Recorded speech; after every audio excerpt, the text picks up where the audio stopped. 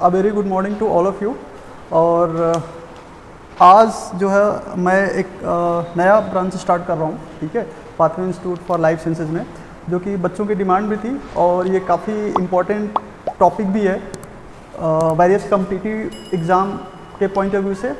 और जैसा कि थ्योरीज पेपर भी चल रहे हैं बच्चों के, तो उसके पॉइंट ऑफ व्यू से भी काफ़ी इंपॉर्टेंट है, ठीक है। जैसा आप देख रहे हैं कि इम्यूनोलॉजी आज हम लोग स्टार्ट कर रहे हैं ये सीरीज़, ठीक है, और इसमें बहुत सारे लेक्चर्स हो गए सीक्वेंस वाइज। तो एक जो लेक्चर है ना वो बहुत ही इंपॉर्टेंट होगा, नेक्स्ट जो आने वाला लेक्चर होगा उसके लिए। तो ये सीक्वेंस जो है ना आप लोग फॉलो करिएगा, अदरवाइज बीच में से उठाएंगे तो हो सकता है कोई कॉन्सेप्ट मिसिंग हो तो समझ में ना आए, ठीक है। तो सबसे पहले इम्यूनोलॉजी जो होती है वो क्या होती है, और बार बार हम लोग देखते हैं कि इम्यूनोलॉजी और इम्यून सिस्टम क्या होता है, ठीक है। तो जब सिस्टम की बात आती है, ठीक है, तो सिस्टम क्या है, एक पार्ट है, ठीक है, सिस्टम। और इम्यूनोलॉजी, लॉजी का मतलब जैसा आप लोग देखते हो कि बायोलॉजी और बाकी सब सारी चीज़ें इस तरीके से। तो इम्यूनोलॉजी एक तरीके से ब्रांच है साइंस की, ठीक है, जिसमें हम किसकी स्टडी करते हैं, इम्यून सिस्टम की करते हैं स्टडी। तो अब आपके क्वेश्चन आएगा दिमाग में कि इम्यून सिस्टम क्या है। तो जैसे हमारी बॉडी में बहुत सारे सिस्टम है, जैसे आप लोग देखेंगे कि रेस्पिरेटरी सिस्टम है, ठीक है, एंडोक्राइन सिस्टम है और नर्वस सिस्टम है, ठीक है, रिप्रोडक्टिव सिस्टम है, सबका अपना अपना अलग अलग रोल होता है, ठीक है। जैसे हम रेस्पिरेटरी सिस्टम की बात करें तो उसमें क्या है, आपको मतलब गैसियस एक्सचेंज और रेस्पिरेशंस, एनर्जी प्रोडक्शंस, ये सब सारी चीज़ें इन्वॉल्व होती हैं। और अगर रिप्रोडक्शन सिस्टम की बात करें तो उसमें ये देखने को मिलता है कि हाँ, एक तरीके से एक ऑर्गेनिज्म अपने ऑफस्प्रिंग कैसे प्रोड्यूस कर रहा है, अपनी प्रोजेनी कैसे बढ़ा रहा है, ठीक है। नर्वस सिस्टम की बात करते हैं तो उसमें ये समझ में आता है कि एक तरीके से हमारा जो बॉडी का जो कोऑर्डिनेशन होता है वो कैसे होता है। एंडोक्राइन सिस्टम में भी हम लोग देखते हैं कोऑर्डिनेशन, बट दोनों में डिफरेंस ये है कि आपका जो नर्वस सिस्टम है वो फास्ट कोऑर्डिनेशन है एंड एंडोक्राइन सिस्टम जो है वो स्लो कोऑर्डिनेशन सिस्टम है। वैसे ही अगर हम देखें कि इम्यून सिस्टम ये क्या होता है, ठीक है, तो इम्यून सिस्टम का जो मेन जो रोल होता है वो क्या होता है, डिफेंस, ठीक है। क्योंकि हमने देखा कि बाकी जो सिस्टम है उसमें डिफेंसिव मैकेनिज्म एक तरीके से एब्सेंट होती है। तो इम्यून सिस्टम एक तरीके से बोल सकते हैं कि हमारी बॉडी का एक डिफेंसिव सिस्टम है जो प्रोटेक्ट करता है। अब क्वेश्चन ये उठता है कि किससे प्रोटेक्ट करता है, ठीक है। तो हमारी बॉडी में, ठीक है, बहुत सारे जो माइक्रोब्स हैं जो हम देख नहीं सकते हैं, हमेशा वो हमारी स्किन पे या फिर रेस्पिरेशन के थ्रू लंग्स में जाते रहते हैं। तो वो क्या कर सकते हैं, एक तरीके से इन्फेक्शन कॉज कर सकते हैं, ठीक है, और हमको डिजीज़ कर सकते हैं। तो उससे प्रोटेक्ट करने के लिए हमारे पास कौन सा है, एक सिस्टम है जिसको हम लोग इम्यून सिस्टम बोलते हैं। यानी कि हमारी बॉडी का एक डिफेंस सिस्टम है, और इसको अगर हम लोग देखेंगे तो हमको प्रोटेक्ट किससे करता है, इम्यून सिस्टम प्रोटेक्ट कैसे करेगा। तो दो चीज़ हो गया, पहला एक पैथोजेंस, पैथोजेंस में हम लोग इंक्लूड कर सकते हैं जो एक तरीके से नॉन सेल्फ एंटीजेंस वाले जो लिविंग थिंग्स है। जैसे कि इसमें आपका आ जाएगा बैक्टीरिया, ठीक है, वायरस, और उसके बाद आपका पैरासाइट्स और फंगाई, ठीक है। ये सब क्या है, ये एक तरीके से बाहरी माइक्रोब्स हैं जो हमको डिजीज़, हमारे अंदर डिजीज़ प्रोड्यूस कर सकते हैं, ठीक है। तो ये इनके अंदर जो जेनेटिक कंटेंट है वो हमसे डिसिमिलर है, हमारे जैसा नहीं है वो, ठीक है। और इसका जो प्रोटीन कंटेंट है, बाकी जो एक तरीके से हमारे इम्यून सिस्टम को जो प्रोवोक कर सकता है, जिसको हम लोग एंटीजन जैसे बोलते हैं, ठीक है, तो वो क्या होगा, नॉन सेल्फ एंटीजन। तो पहला तो काम ये हो गया कि ये नॉन सेल्फ एंटीजन से हमको प्रोटेक्ट करता है हमारा इम्यून सिस्टम। दूसरा यहाँ पे आ जाता है कि सेल्फ अल्टर्ड एंटीजन। अब यहाँ पे ये हमारा जो डिफेंस सिस्टम है वो सिर्फ और सिर्फ बाहर वाला जो अटैक हो रहा है ना, माइक्रोब्स या पैथोजन से, बाकी चीज़ों से, उससे तो प्रोटेक्ट करता ही करता है, बट हमारे अंदर भी अगर कोई चीज़ चेंजेज हो रहा है जो हमारी बॉडी को नुकसान पहुंचा सकता है, ठीक है, उसके अगेंस्ट भी हमको प्रोटेक्ट करता है। जैसे अगर मान लीजिए कि हम कैंसरस सेल्स की बात करें या ट्यूमर सेल्स की बात करें, या कोई माइक्रोब्स हमारे अंदर चला गया है और वो सेल के अंदर है, अपने आप को प्रोपोगेट कर रहा है, ठीक है, तो वो उस सेल को भी हटाना है, ठीक है। तो हमारा इम्यून सिस्टम उस सेल को कैसे रिकॉग्नाइज करता है, तो उसमें एक मैकेनिज्म होती है कि हमारा जो एंटीजन है, मेरा मतलब सेल्फ एंटीजन, हमारे अंदर जो बॉडी के अंदर जो एंटीजन की तरह जो वर्क कर रहा है, ठीक है, उसको क्या कर दिया जाता है, अल्टर कर दिया जाता है। तो यहाँ पे दो वर्ड आ जाएगा आपका, पहला तो नॉन सेल्फ एंटीजन जो बाहर के हैं, लेकिन अगर हमारी सेल के अंदर का एंटीजन अल्टर्ड हो रहा है, किसकी वजह से, कैंसरस हो जाने की वजह से, या ट्यूमर, या फिर एक तरीके से ट्रांसफॉर्म सेल का मतलब जो उसकी नॉर्मल जो एक तरीके से मॉर्फोलॉजी और जो स्ट्रक्चर है उससे अगर ट्रांसफॉर्म हो जा रहा है तो उसको हम लोग बोलेंगे कि ये क्या हो जा रहा है, एक तरीके से मैसेज सेंड कर रहा है कि इसको यहाँ से डिस्ट्रॉय करना है, ठीक है। तो ये एक तरीके से बोल सकते हैं इन्फेक्टेड सेल्स भी इसमें आ सकती हैं। तो देखो यहाँ पे दो चीज़ होगा, हमारा इम्यून सिस्टम दो लोगों से प्रोटेक्ट कर रहा है, पहला नॉन सेल्फ एंटीजन और दूसरा क्या होएगा, सेल्फ अल्टर्ड एंटीजन, ठीक है। ये दो चीज़ ध्यान रखिएगा। अब जब हम इम्यून सिस्टम की बात करते हैं तो जनरली एक कॉन्सेप्ट आता है कि इम्यून सिस्टम जो है हमारे दो पार्ट में डिवाइड किया गया है। एक तो इन्नेट होता है, दूसरा एडॉप्टिव, ठीक है। अगर इन्नेट और एडॉप्टिव की बात करते हैं तो आपको एक चीज़ समझ में आता है ना कि इन्नेट जो होता है वो आपका बाई बर्थ होता है, मतलब जो जन्म से हमको मिलता है, ठीक है। और एडॉप्टिव क्या होता है, जो हम एक तरीके से एक्वायर्ड करते हैं, यानी कि लाइफ में हमको जब इन्फेक्शन होता है तब हमारा जो इम्यून सिस्टम है वो उसको रिकॉग्नाइज करके उसके अगेंस्ट एंटीबॉडी बनाने की कोशिश करता है, एंटीबॉडी बनाता है, ठीक है। यानी कि वो लर्न बेसिस पे है, ठीक है। ये एडॉप्टिव मतलब क्या है, वो लर्न कर रहा है, वेरियस इन्फेक्शन जब हो रहा है तो उससे लर्न करके फिर उसको रिकॉग्नाइज कर रहा है। लेकिन ये जो आपका इन्नेट है ना वो एक जनरल है, मतलब उसको किसी स्पेसिफिक माइक्रोब्स या बैक्टीरिया उसके अगेंस्ट नहीं है, एक जनरल प्रोटेक्शन से। तो ये जो आपका इन्नेट का मतलब क्या हो गया, ये बाई बर्थ होता है और ये स्पेसिफिक नहीं है। एडॉप्टिव क्या है, ये आपका जन्म के बाद आफ्टर बर्थ होता है और ये क्या करता है, एक तरीके से एक्वायर्ड किया जाता है हमारे इम्यून सिस्टम के थ्रू। चलो नॉर्मल इसमें देख लेते डिफरेंसेस क्या है। तो ये बोल रहे हैं कि ये जनरल प्रोटेक्शन करता है। जनरल प्रोटेक्शन का मतलब क्या है कि यह सबको रोकेगा, कोई भी माइक्रोब्स या ये सब आ रहा है ना उसको रोकेगा। और ये क्या है, ये एक्चुअली स्पेसिफिक चीज़ों को किल करता है। अभी हम लेटर ऑन देखेंगे इसका डिटेल, तब ये चीज़ क्लियर हो जाएगा, ठीक है। और ये बोल रहे हैं कि देखो ये बिफोर एंटीजन एक्सपोजर ये एक्टिव होता है, ये लेकिन ये क्या होता है, ये एंटीजन का जब एक्सपोजर होता है ना तब वो एक्टिव होता है। ये बोल रहे हैं कि ये इमीडिएट रिस्पॉन्स हो करता है, बट ये बोल रहे हैं कि ये स्लोली रिस्पॉन्स करता है, बट इसका स्ट्रॉन्ग प्रोटेक्शन होता है। अब थोड़ा सा इससे हट के जो डिफरेंसेस लिखे गए हैं उससे हट के हम लोग देखते हैं कि इन्नेट और एडॉप्टिव्स में मेजर डिफरेंसेस आप कैसे कर सकते हैं।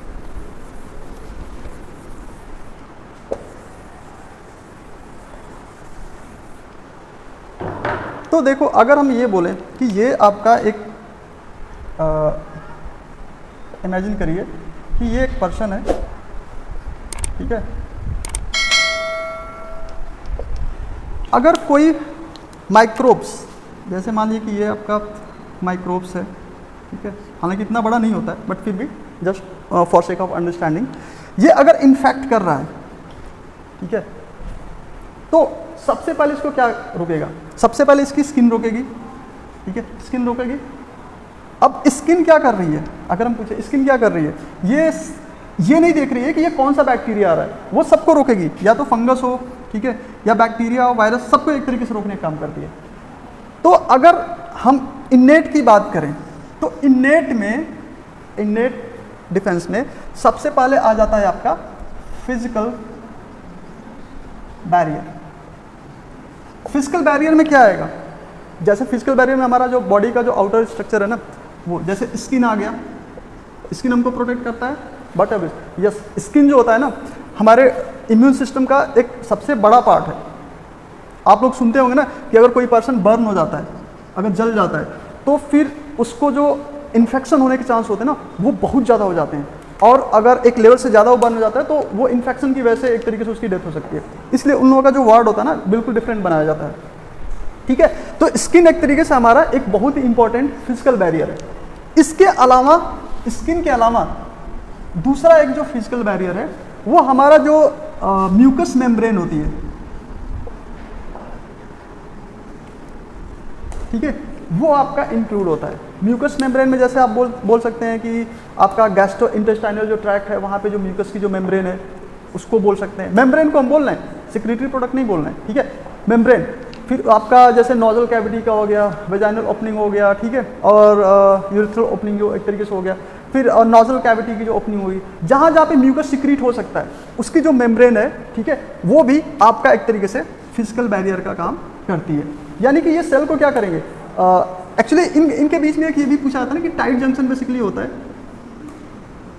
हम लोग का एक लेक्चर होगा, उसका आप लोग देख सकते हैं। सेल और सेल के बीच में जो जंक्शंस होते हैं, इसमें बेसिकली टाइट जंक्शन स्किन में पाया जाता है जो रोकता है माइक्रोब्स के इन्फेक्शंस को, ठीक है। तो ये स्किन और म्यूकस मेम्ब्रेन दो फिजिकल बैरियर की तरह काम करते हैं। फिर इसका जो नेक्स्ट लेवल आता है ना, कि अगर ये फिजिकल बैरियर को क्रॉस भी कर जा रहा है, अगर फिजिकल बैरियर को क्रॉस करके अंदर जा रहा है, तो यहाँ पे दूसरा आता है फिजियोलॉजिकल बैरियर। फिजियोलॉजिकल बैरियर, तो फिजियोलॉजिकल बैरियर में बेसिकली जो फिजिकल बैरियर जो होते हैं वो अपना जो कंपोनेंट रिलीज करते हैं, एक्सक्रीट करते हैं, उसको हम लोग फिजियोलॉजिकल बैरियर बोलते हैं। या इसको कभी कभी आप लोग केमिकल बैरियर भी बोलते हैं, केमिकल बैरियर भी इसको हम बोल सकते हैं। तो इसमें बेसिकली देखो क्या है, म्यूकस हो गया, देखो इसमें एक चीज़ क्लियर कट रखना, म्यूकस मेम्ब्रेन फिजिकल बैरियर है, लेकिन जो म्यूकस सीक्रेट होता है ना वो केमिकल या फिजियोलॉजिकल बैरियर होगा, ठीक है। HCl जो सीक्रेट होता है वो हम लोग बोल सकते हैं, TS हो गया, सलाइवा हो गया, ठीक है। ये सब सारे क्या है, केमिकल बैरियर या एक तरीके से फिजियोलॉजिकल बैरियर इसको हम लोग बोल सकते हैं। देखो pH, ऑफ कोर्स HCl क्या करेगा, pH को रेगुलेट करेगा, ठीक है। टेम्परेचर भी हम लोग देखेंगे इंक्रीज हो रहा है फिर, ठीक है। तो ये जो फिजियोलॉजिकल या केमिकल बैरियर हैं वो क्या करते हैं कि अगर कोई माइक्रोब्स अगर अंदर एंट्री कर भी जा रहा है, तो ये क्या करते हैं ना कि अनफेवरेबल कंडीशन बनाते हैं। अनफेवरेबल कंडीशन किसके लिए बनाएंगे, जो माइक्रोब्स आ रहा है उसको, क्यों, क्योंकि वो आगे ग्रो ना कर पाए, ठीक है।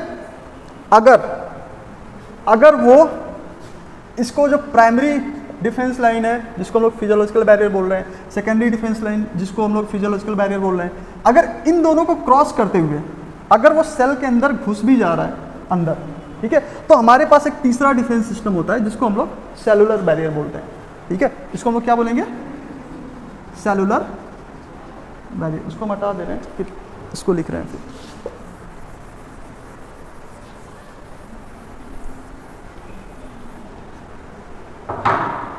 तीसरा जो लेवल है आपका सेलुलर बैरियर, ठीक है। सेलुलर बैरियर में बेसिकली क्या होता है कि हमारे पास बहुत सारी सेल्स होती हैं जो उसको इनगल्फ करने का काम करती हैं, जिसको आप लोग क्या बोलते हैं कि माइक्रोफेजेस सेल बोलते हैं, ठीक है। और ये अगर क्या बोलते हैं कि ब्लड में है और या फिर लीवर में है, तो इसका बहुत सारे नाम भी होते हैं, इसको हम लोग आगे चलकर डिटेल देखेंगे, ठीक है। जैसे लीवर में तो आपको क्या बोलेंगे, कप्फर सेल्स बोलेंगे, ठीक है, और क्लेयर सेल्स हो गई, ठीक है। तो ये सब किस में आ जाएंगे, सेलुलर बैरियर में। अभी देखो ये जो चीज़ आप बता रहे हैं ना, फिजिकल बैरियर, फिजियोलॉजिकल बैरियर और सेलुलर बैरियर, ये स्पेसिफिक नहीं है, ये क्या है, स्पेसिफिक नहीं है, ये सबको रोकने का काम कर रहे हैं। जितने भी माइक्रोब्स अंदर आने की कोशिश करते हैं सबको रोकने का काम करती हैं, ठीक है। इसके बाद फोर्थ लेवल पे होता है आपका इन्फ्लामेटरी बैरियर, ठीक है। तो फोर्थ स्टेप पे आपका क्या होता है ना कि देखो ये मैं इननेट का बता रहा हूँ, ये इननेट का पोर्शन है, इननेट, ठीक है। एक्वायर्ड का हम आगे चल के देखेंगे, इसी का सेलुलर बैरियर में ही आगे चल के मॉडिफिकेशन होता है, जो एक्वायर्ड का एक तरीके से पार्ट बनता है। तो ये जो इन्फ्लामेटरी जो बैरियर होता है वो क्या करता है कि लास्ट में इन्फ्लामेशन का काम करेगा। तो इन्फ्लामेशन का मतलब क्या हो गया, अगर इन्फ्लामेशन हो रहा है तो वहाँ पे जो सेल्स होती हैं ना और टाइटली पैक्ड हो जाती हैं और बाहर से जो इन्वेजन है माइक्रोब्स का वो यहाँ पे रुकता है। तो ये जो अगर इननेट की बात कर रहे हैं तो इननेट में ये डिफरेंट लेवल हम लोग देख रहे हैं कि परफॉर्म किया जाता है।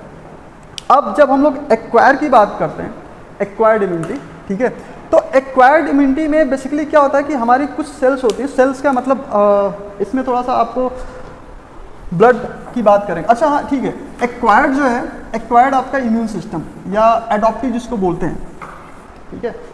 अगर एडॉप्टिव की बात करें, एडॉप्टिव या एक्वायर्ड, तो ये जो प्रॉपर्टी होती है ना वो ब्लड की प्रॉपर्टी होती है, ठीक है। यानी कि अगर हम ये पूछें कि जैसे एनिमल्स हैं, ठीक है, एनिमल्स में जो आप स्टार्टिंग वाले देखेंगे कि जैसे सेलिंट्रेटा हो गया, बाकी हो गए, कॉकरोच हो गए या फिर ये सब चीज़ें, तो क्या उसका अपना डिफेंस मैकेनिज्म है कि नहीं है? ऑफ कोर्स है। फर्स्ट वाला जो है ना आपका इननेट इम्यून सिस्टम वो आपका है। एडॉप्टिव या जो एक्वायर्ड इम्यून सिस्टम है ये एक प्रॉपर्टी किस चीज़ की होती है? ब्लड सेल्स की, ठीक है। ये आपकी ब्लड सेल्स जहाँ पे एनिमल्स में आना शुरू हो जाएंगे, वहाँ से ये देखने को मिलता है कि एडॉप्टिव या एक्वायर्ड इम्यून सिस्टम स्टार्ट होता है। ठीक है। इसमें आपका बेसिकली जो टी सेल्स होती हैं, लिम्फोसाइट आप बोल सकते हैं, लिम्फोसाइट्स। ठीक है। इसमें आपका आ जाएगा B lymphocyte and T lymphocytes. ठीक है।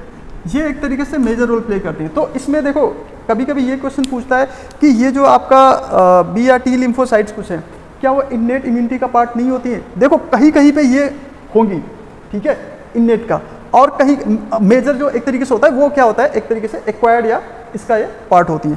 तो टी सेल्स जो होती हैं आपका देखेंगे कि हेल्पर सेल हो गई और साइटोटॉक्सिक, और तीसरा आपका हो गई सप्रेशर। ठीक है। ये तीन एक तरीके से होती हैं। और बी जो लिम्फोसाइट्स होती हैं वो आफ्टर एक्सपोजर्स आपका क्या बनाती हैं, मेमोरी सेल्स बनाती हैं, और फिर एक डिफरेंशिएट होती है किसमें, प्लाज्मा सेल्स में। प्लाज्मा सेल्स जो कि एक तरीके से क्या आपका बनाता है, एंटीबॉडी बनाता है। तो ये जो सेल्स होती हैं ना, लिम्फोसाइट की टी सेल्स और बी लिम्फोसाइट्स, ये मेमोरी सेल्स, ये जो ये क्या रिक्वायर्ड करता है, ये आपका एंटीजन जब एक्सपोजर होता है तब ये बेसिकली एक तरीके से एक्टिव होती है। ठीक है। तो ओवरऑल हम लोग देखेंगे कि जो एडॉप्टिव एक तरीके से इम्यून सिस्टम है, ठीक है, वो एडवांस इम्यून सिस्टम है। अगर एक बेसिक फिर से हम यहाँ पे एक फ्लो चार्ट बना लें कि इन्नेट और एक्वायर्ड में क्या मेजर डिफरेंसेस हैं, ठीक है। तो यहाँ पे अगर हम देखेंगे कि इन्नेट और एक्वायर्ड, ठीक है, तो इन्नेट में हम बोल सकते हैं कि ऑल एनिमल्स, ठीक है। लेकिन एक्वायर्ड में क्या, इसमें देखो ऑल एनिमल का मतलब क्या, लोअर प्लस हायर दोनों। लेकिन इसमें ये क्या होगा, इसमें आप देखेंगे कि जो हायर एनिमल्स हैं, ठीक है, ये एक्वायर्ड एक तरीके से देखने को मिलता है, यानी कि ये एक तरीके से एडवांस इम्यून सिस्टम का पार्ट है। ठीक है। और ये तो मतलब एक तरीके से जनरलाइज है, और ये हमने क्या बोला, ये एक जनरल प्रोटेक्शन कर रहा है, बट ये क्या कर रहा है, ये स्पेसिफिक प्रोटेक्शन करता है। और ये कब एक्टिव होता है, ये मैंने फर्स्ट वाले में स्टार्टिंग में लिखा था कि ये क्या होता है, एक तरीके से इमीडिएट होता है। इमीडिएट का मतलब क्या होता है कि जो स्किन है, अगर मान लो कि कोई माइक्रोब्स आ रहा है तो इमीडिएट ही स्टॉप करेगा, या एक तरीके से जो सलाइवा सिक्रेशंस हो रहा है, या फिर HCl का जो सिक्रेशंस हो रहा है, या टीयर्स का सिक्रेशन हो रहा है, वो इमीडिएट है। बट इसका क्या है, ये थोड़ा सा टाइम लेगा, टाइम टेकन प्रोसेस होती है। इसमें देखो, इसमें मैंने क्या देखा था कि ये मेमोरी सेल्स भी बनती हैं, मतलब ये क्या करता है ना कि एक बार रिकॉग्नाइज करके और बी सेल्स से मेमोरी सेल्स भी बनाता है। बट इसमें मेमोरी सेल्स का ऐसा कोई प्रोविजन नहीं है, नो मेमोरी सेल्स।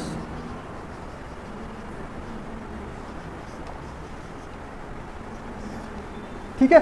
तो वैसे अगर आप लोग नोट डाउन करेंगे तो बहुत सारा डिफरेंसेस है इन्नेट और एक्वायर्ड का। ठीक है।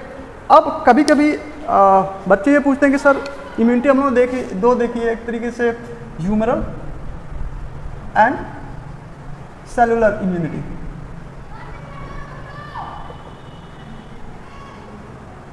ये भी आगे चल के आपको थोड़ा कंफ्यूज करेगा। तो देखो हमारे माइंड में 3 प्रकार का जो सिस्टम है वो कॉन्फ्लिक्ट करता है। पहला एक तरीके से लाइन डिफेंस, मतलब कौन सा है, प्राइमरी लेवल डिफेंस है या सेकेंडरी टर्सरी, कौन सा लाइन डिफेंस है। ठीक है। दूसरा जो आता है आपका, जो दिमाग में आता है, वो क्या आता है आपका कि इन्नेट है या एक्वायर्ड है। और तीसरा आता है आपका कि ह्यूमरल है या सेलुलर। तो देखो ह्यूमरल और सेलुलर, इसमें आपको डिफरेंशिएट इससे आप कर सकते हैं कि सेलुलर का मतलब जगह अगर उसमें सेल इन्वॉल्व हो रही है, ठीक है, इम्यून सिस्टम है, तो उसको हम सेलुलर बोलेंगे। और ह्यूमरल का मतलब क्या होता है कि जो फ्लूइड वाला जो पोर्शन एक तरीके से इन्वॉल्व हो रहा है इम्यून सिस्टम में, तो उसको हम क्या बोलेंगे, ह्यूमरल। तो अब ये बताओ कि इन्नेट में क्या आपका ह्यूमरल आएगा या सेलुलर आएगा या दोनों आएगा? तो इसमें दोनों आते हैं। इननेट में अगर बात करेंगे तो आपका ह्यूमरल भी आएगा और सेलुलर। ह्यूमरल में कैसे आपका आ जाएगा? क्योंकि बहुत सारा जो सिक्रेटरी प्रोडक्ट्स है, ठीक है, वो क्या करता है, एक तरीके से माइक्रोब्स को किल करता है, जैसे उसमें बेसिकली लाइसोजाइम्स होते हैं जो उसको एक तरीके से डिग्रेड करते हैं, ठीक है। और सेलर में तो मैंने बोला ही, फैगोसाइटिक एक्टिविटी जो शो करते हैं। नॉन स्पेसिफिक का मतलब ऐसा नहीं है कि वो बोलेगा कि हम इसी को खाना है या इसको इसी को खाना है, ठीक है। वो अगर क्या बोलते हैं कि नॉन स्पेसिफिक एंटीजन आ रहा है या पैथोजन आ रहा है तो उसको वो लोग ईट करते ही करते हैं, ठीक है। और एक्वायर्ड में, ऑफ कोर्स एक्वायर्ड में भी आपका ह्यूमरल और सेलुलर दोनों इन्वॉल्व होता है। ह्यूमरल की बात करेंगे एक्वायर्ड में तो आपका जो एंटीबॉडी है वो आ जाएगा, और सेलुलर में जो बी सेल्स हैं और कुछ टी सेल्स वो उसमें इंक्लूड होंगे।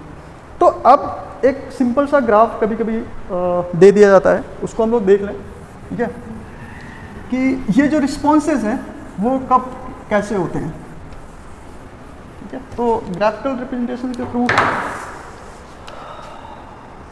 ओके, फर्स्ट ये देख लेते हैं हम लोग। आवर्स हो गया, फिर आपका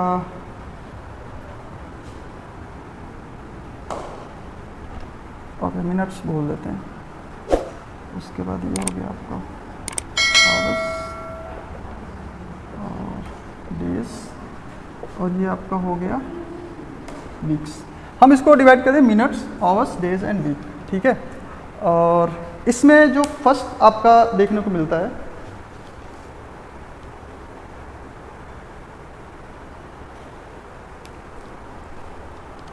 और इधर हम लोग देखेंगे फिर लेवल ऑफ प्रोटेक्शन। तो यहाँ पे एक देता है कि जो मिनट्स में फर्स्ट जो प्रोटेक्शन एक तरीके से होता है, ठीक है, ये अगर इसकी बात करें, और एक जो दूसरा जो होता है आपका मिनट्स टू डेज जाता है, ठीक है। और तीसरा जो आपका होता है, इसको यहाँ से बना दे रहे हैं, आवर्स टू, ठीक है, ऐसे इसको कर सकते हैं। तो इसको ये बोला है ना कि जो इमीडिएट वर्क कर रहा है, देखो हम लोगों ने जो जो देखा उससे तो क्लियर ये हो गया कि ये जो इमीडिएट वाला है ये क्या आपका आ जाएगा, फिजिकल एंड फिजियोलॉजिकल बैरियर बोल सकते हैं, ठीक है। और सेकंड की जो बात कर रहे हैं, रेड वाला जो है, ठीक है, जो मिनट से डेज तक चलता है, इसको हम लोग बोल सकते हैं इनेट इम्यून डिफेंस सिस्टम। और ये जो लॉन्ग चलता है ना, आवर्स टू वीक्स, ठीक है, इसको हम लोग बोल सकते हैं कि एक्वायर्ड, ठीक है, इम्यून डिफेंस सिस्टम। तो इसको हम लोग डिटेल देखेंगे, आज थोड़ा सा ओवरव्यू था, ठीक है। अगर आप लोगों को ये अच्छा लगा है, डेफिनेटली अच्छा लगेगा, ठीक है, तो आप लोग इसको लाइक करिए और सब्सक्राइब करिए हम लोगों का चैनल, क्योंकि इससे हम लोग भी मोटिवेट होते हैं और इससे और अच्छा हम लोग कंटेंट अपलोड करने की कोशिश करेंगे। और ये हमारी सीरीज चलेगी इम्यूनोलॉजी का, ठीक है। आप लोगों से सजेशन भी आप लोग भी सजेस्ट कर सकते हैं कि सर इम्यूनोलॉजी में ये पोर्शन जो है थोड़ा सा वीक है या इस पर आप इम्फेसिस करिए, तो उसको हम लोग लेकर आएंगे, ठीक है। तो thank you for patiencefully watching, ठीक है, and keep on study, God bless you all, ठीक है। Thank you to all.